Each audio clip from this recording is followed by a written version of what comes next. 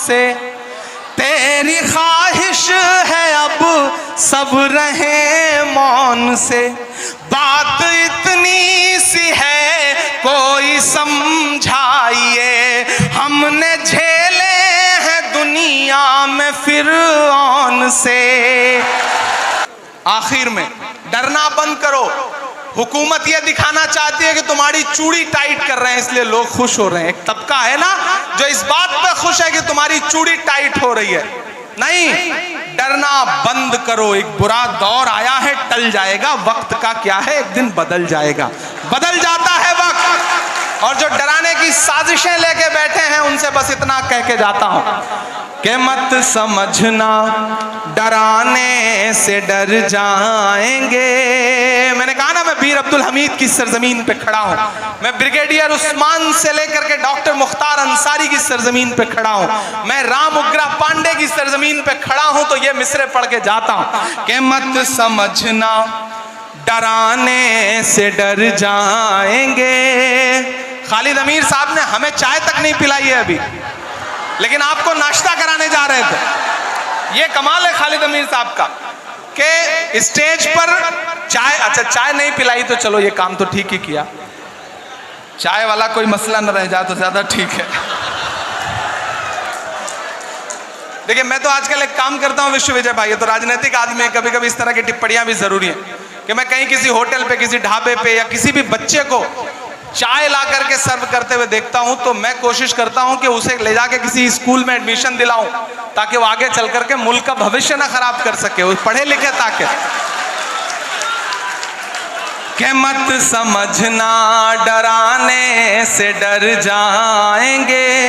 गाजीपुर के खून का जो उबाल है ना, जो इस मिट्टी का तेवर है ना, जो सरहदों की हिफाजत में खड़ा हुआ गाजीपुर का कोई भी लाल इस बात की परवाह नहीं करता कि सामने टैंक है या पैटर्न टैंक है या कौन है, वो अपनी जान की बाजी लगा करके भारत की सरहदों की हिफाजत करता है।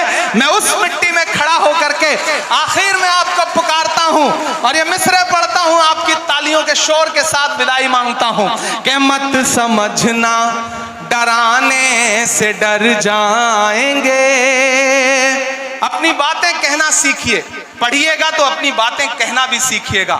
कौन सी बात कहां कैसे कही जाती है, ये सलीका हो तो हर बात सुनी जाती है।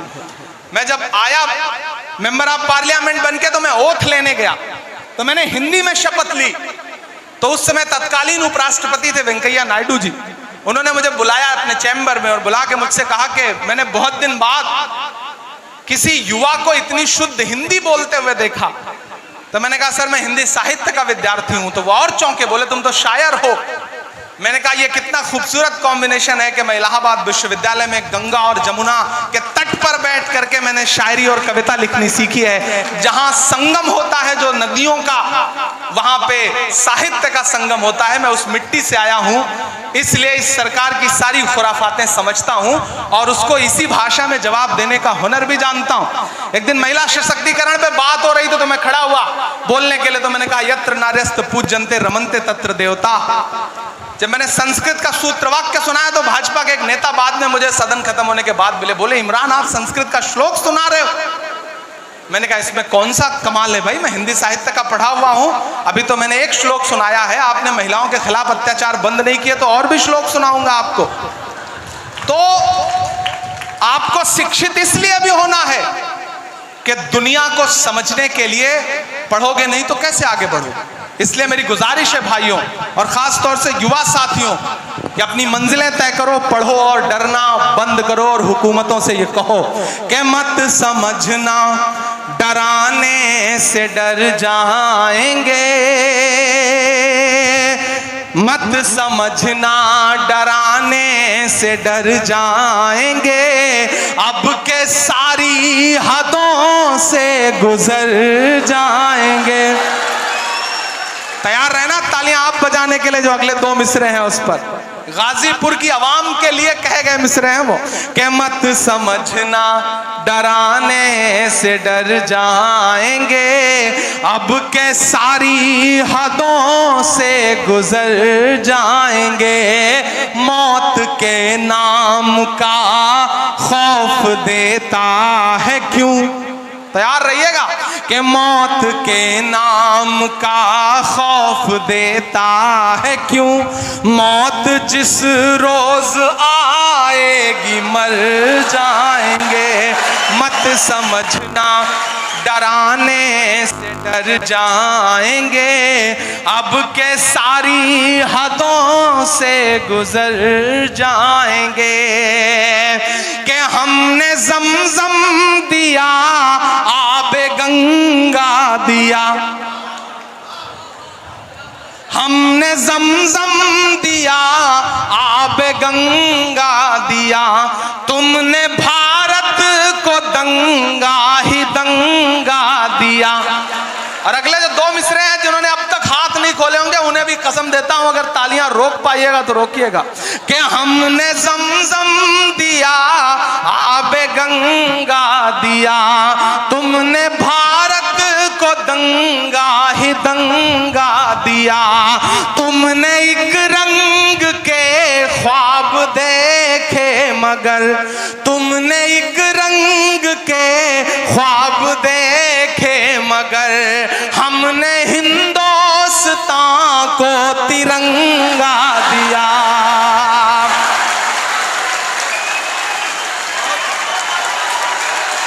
बहुत शुक्रिया।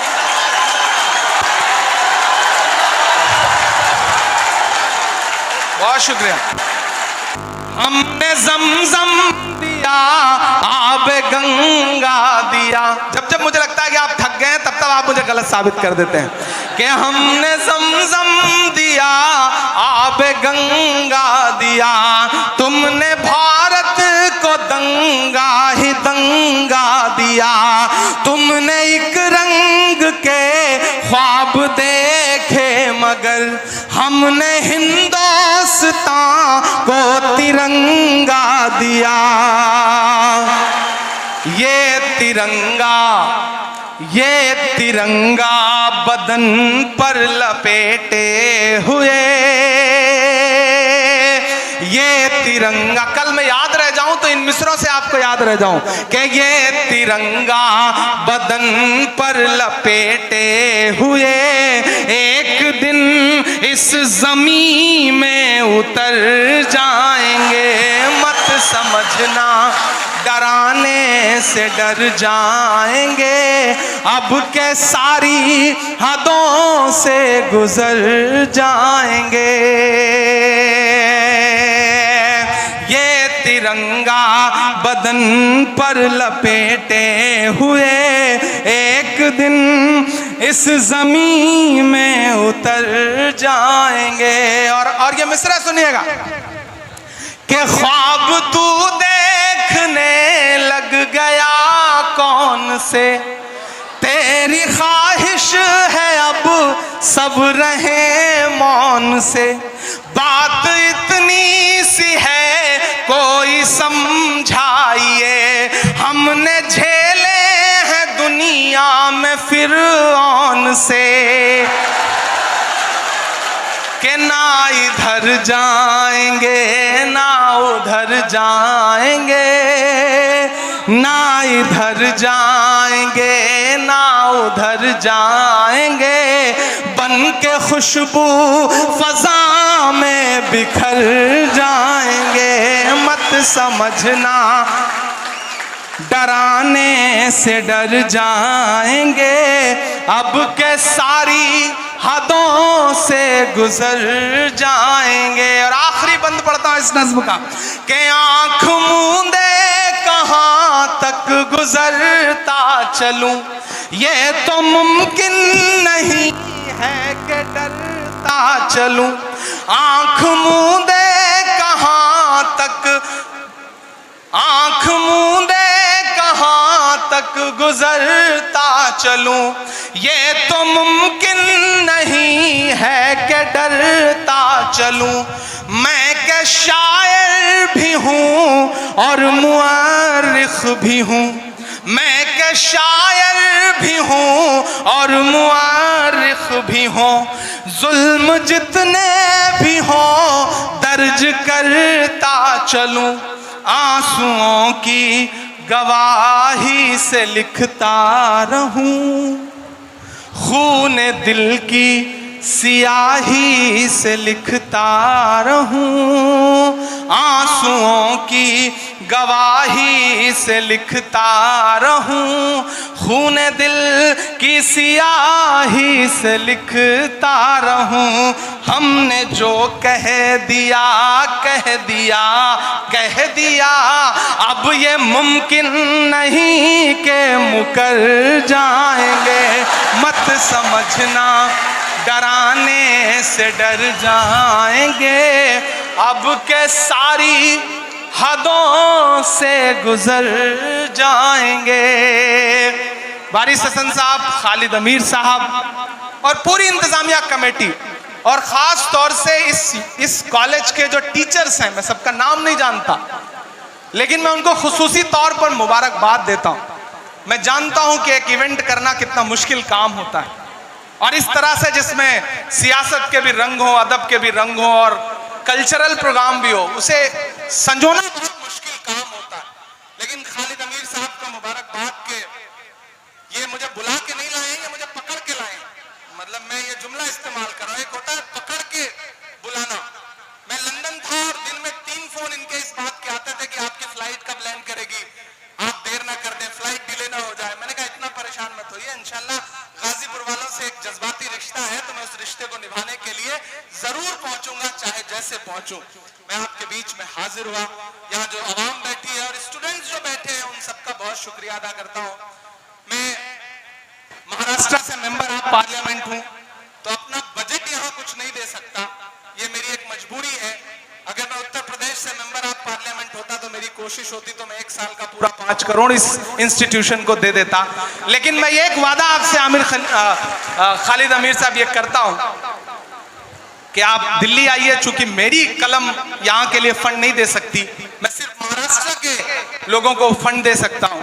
लेकिन ऐसे कई राज्यसभा मेंबर ऑफ पार्लियामेंट हैं जो हमारे साथ उत्तर प्रदेश के हैं और हमारे साथ हैं, हम उनके कहीं काम आ जाते हैं, हम उनसे कोई काम ले लेंगे।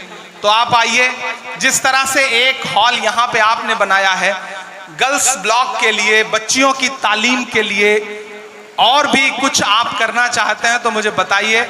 मैं खुद भले ना दे पाऊँ, लेकिन फ़कीर सबके लिए इंतज़ाम रखते हैं। मैं इस कॉलेज के लिए कुछ ना कुछ ज़रूर दिलवाऊँगा, ये आपसे वादा कर रहा हूँ।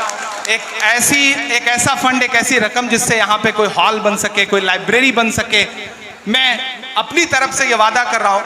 और दुआ करिए, जैसा उमर साहब कह रहे थे, आने वाला वक्त ऐसा हो कि मुल्क के सियासी हालात करवट लेगी, तो आपकी दुआ रही तो आपका ये भाई इस पोजीशन में भी होगा कि इस कॉलेज को कुछ बहुत बड़ा दे सके। और ऐसा होगा,